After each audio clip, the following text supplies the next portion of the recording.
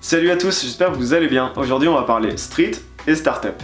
La vidéo qui va suivre est un extrait de l'interview que j'ai faite avec Younes Rarbaoui que j'ai rencontré il y a quelques jours à Paris.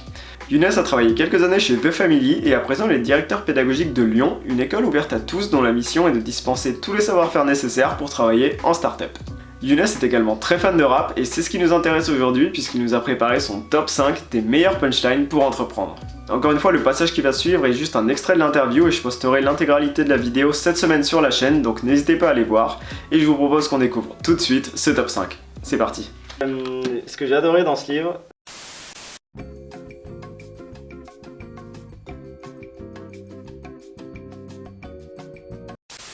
c'est que tu expliques des concepts hyper simples en citant à la fois des entrepreneurs comme par exemple Paul Graham, et d'un coup tu vas te mettre à citer des poètes des temps modernes un peu plus inattendus comme Caris, Booba, Alpha One. J'avoue que j'aime beaucoup ce mélange entre start-up et culture urbaine.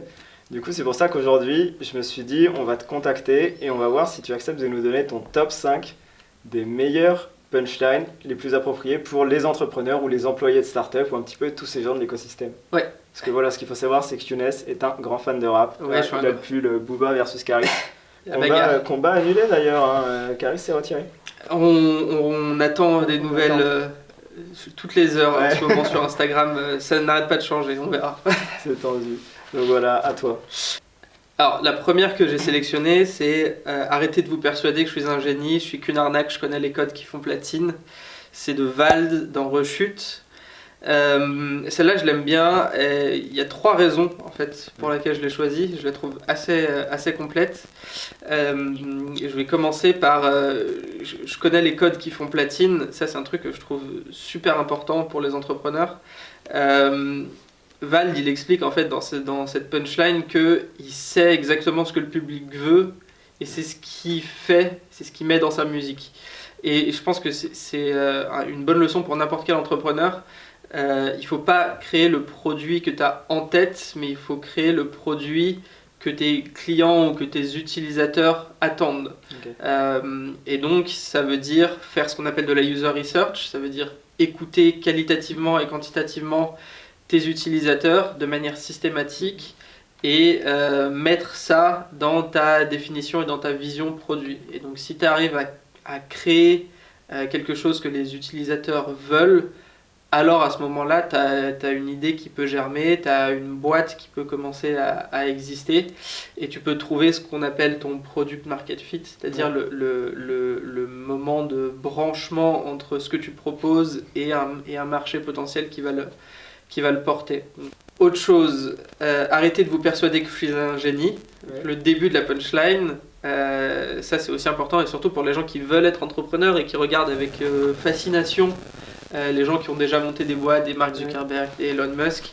Au final, même si c'est des gens qui sont brillants et extrêmement compétents, moi je crois pas qu'il y a la race des entrepreneurs et qu'il y a les autres. Je pense véritablement qu'on peut devenir un entrepreneur et que tout le travail justement d'un bon entrepreneur, c'est de créer le storytelling autour de sa personne. C'est de faire croire aux autres suffisamment de choses, que c'est un visionnaire, que c'est quelqu'un qui a toutes les capacités possibles pour embarquer des gens dans son histoire, pour pouvoir continuer à pousser l'aventure plus loin. Donc c'est un jeu de conviction permanente.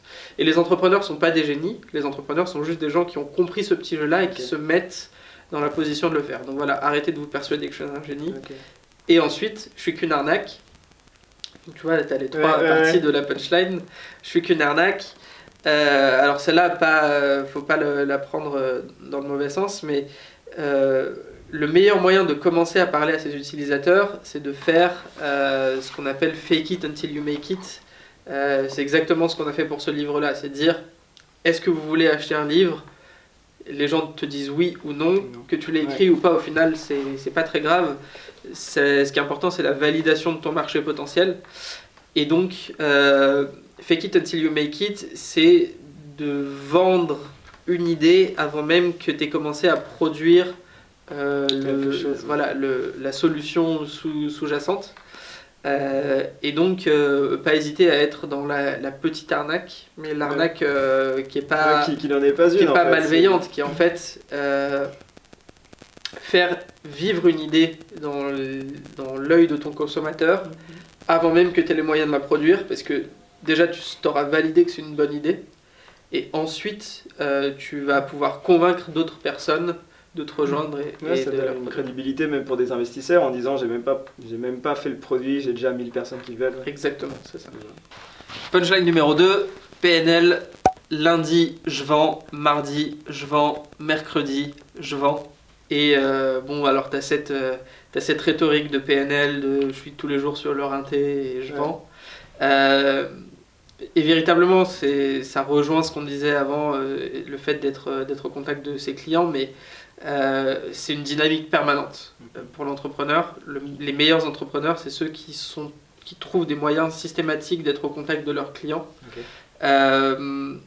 Et le but, surtout au début et quand on se lance, c'est de maximiser les points de contact. Plus tu as de points de contact fréquents et réguliers avec tes clients ou tes utilisateurs potentiels, plus tu vas avoir une idée claire et précise de ce qu'ils attendent. Tout ça passe par une obsession permanente du fait de vendre et d'être au contact des clients. Donc PNL, voilà, je vends tous les jours, c'est ça qui est important. À noter qu'on sera dans les activités un petit peu plus légales que celles de PNL. Voilà. C'est mieux, ouais. C'est mieux. Ouais. Ok, donc punchline numéro 3.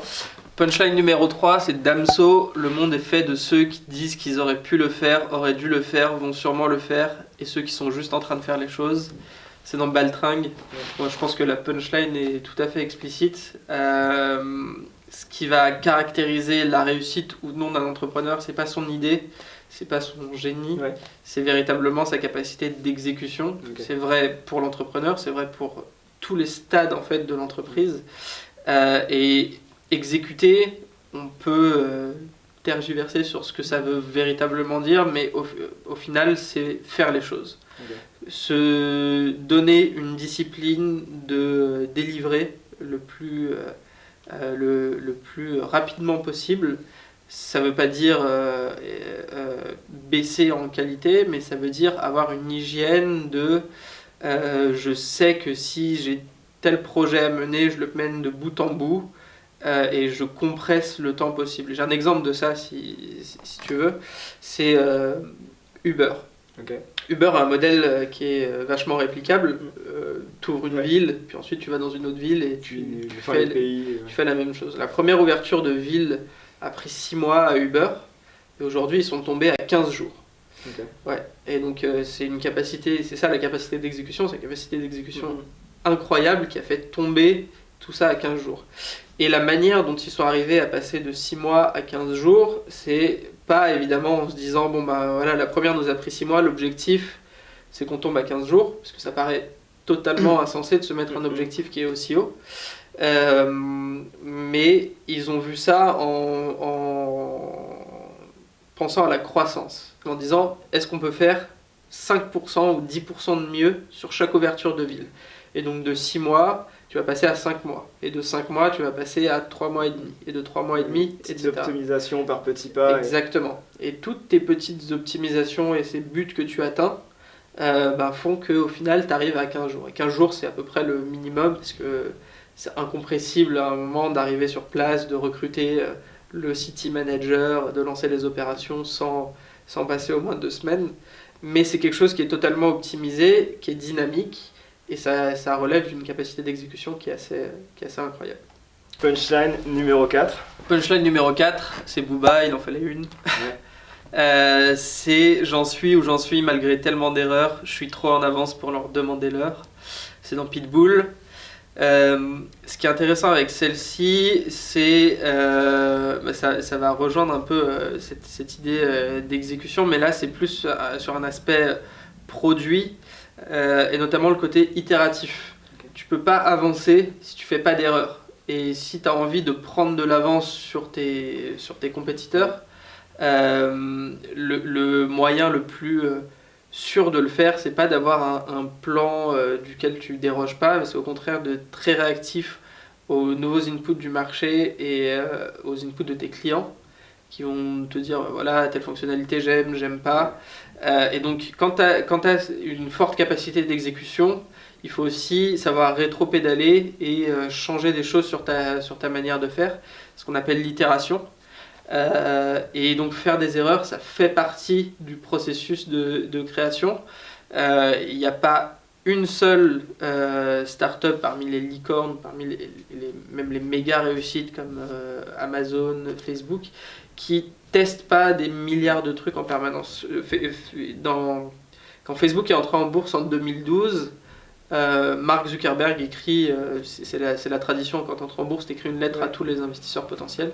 Et Mark Zuckerberg écrit une lettre assez connue qui s'appelle The Hacker Way, et dans laquelle il raconte plein de choses, mais il raconte notamment que Facebook, en 2012, aujourd'hui ça doit être beaucoup plus que ça, était capable d'avoir 1000 versions du site en parallèle pour faire des tests. Okay.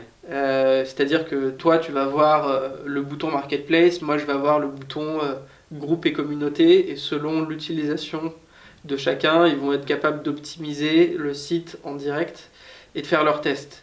Est-ce que c'est des erreurs ou est-ce que c'est juste des tests? Peu importe. Ce qui compte, c'est d'essayer plein de choses. Évidemment, de temps en temps, ça va apparaître nul et incompréhensible pour certains utilisateurs, mais ça, c'est aussi une information que tu peux utiliser pour augmenter la qualité finale. Et donc, si tu veux être trop en avance pour leur demander l'heure, tu as intérêt à faire un gros paquet d'erreurs. Et donc, voilà, c'est Booba et cette idée de l'itération. Parfait. Et peut-être pour la 5e, on a peut-être une punchline anglophone, non?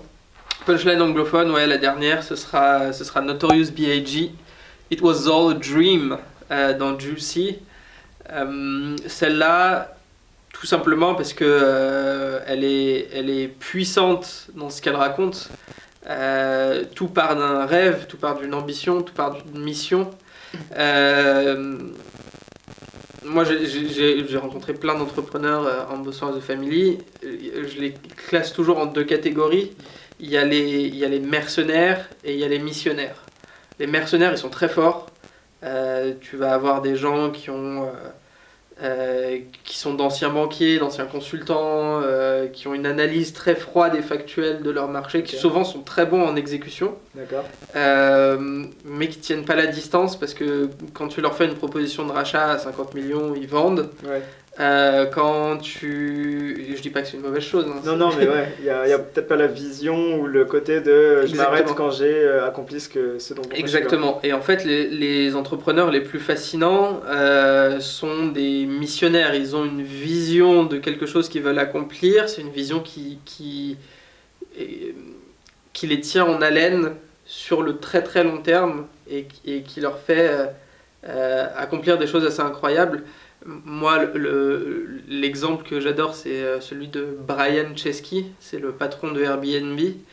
Il a publié un texte au début de l'année 2018. Alors il faut savoir que début 2018 pour Airbnb, c'était une période un peu tendue puisqu'ils venaient de virer leur CFO. Okay. Et Brian Chesky écrit à ce moment-là un post public en disant que Airbnb est une entreprise qui a une timeline infinie, qui a une mission infinie, qui est de faire en sorte que tout le monde se sente, c'est belong everywhere, mais se sente appartenir à n'importe quelle communauté dans le monde, et que pour ça, Airbnb a du travail pour les 99 années prochaines et encore plus, et qui ne mettrait jamais la profitabilité court terme devant cette mission de long terme.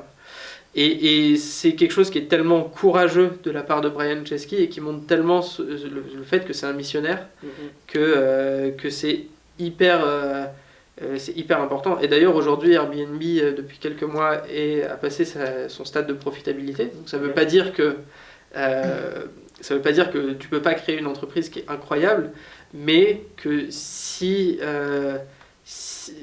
ton objectif c'est de monter une boîte qui fait 1000 milliards, tu vas probablement prendre des décisions qui feront que ta boîte ne vaudra pas 1000 milliards. Okay. Le seul moyen de le faire, c'est d'avoir une mission qui t'emmène plus loin que ce que tu avais imaginé et qui fasse toujours grandir tes perspectives. Parce que sinon, le jour où tu arrives proche de ton but, tu vas prendre la mauvaise décision, le truc qui va être conservateur, Et en fait, c'est en étant conservateur que tu vas brider un peu voilà, que tu finis par te brider. Et donc, n'hésitez pas à avoir des grands rêves. C'est comme ça que vous allez réussir en tant qu'entrepreneur. Mais commencer petit, non, il n'y a pas une histoire comme ça, think big, mais start small. Ouais, bien sûr, c'est tout ce qu'on a dit avant. Ouais. C'est au contact de ses clients, faire des erreurs, avancer, vendre en permanence et puis itérer sur ses projets. En fait, tu les as mis dans un ordre exprès, la ouais, bien sûr, j'ai un peu choisi l'ordre. C'est smart, c'est smart. Bah écoute, Younes, merci beaucoup. Je pense que le top 5 est top. Maintenant, on a un peu plus de street cred en tant qu'entrepreneur. et voilà, et tous ces petits conseils qui, voilà, au détour de votre playlist Spotify, vous le savez pas, mais vous avez parfois des grandes leçons de vie. Voilà. Un grand merci à toi, Younes. Et puis, peut-être que quand tu apprends le million d'abonnés, on fera la partie 2. Hein. Avec grand plaisir. Allez. Sinon, si tu t'ennuies, tu peux aller regarder la page Instagram, là, juste en haut. Tectonic officiel. Sinon, tu peux aussi t'abonner à la chaîne YouTube, là, juste par là. Et puis, si je te manque déjà, tu peux aller regarder mes anciennes vidéos, elles sont juste là.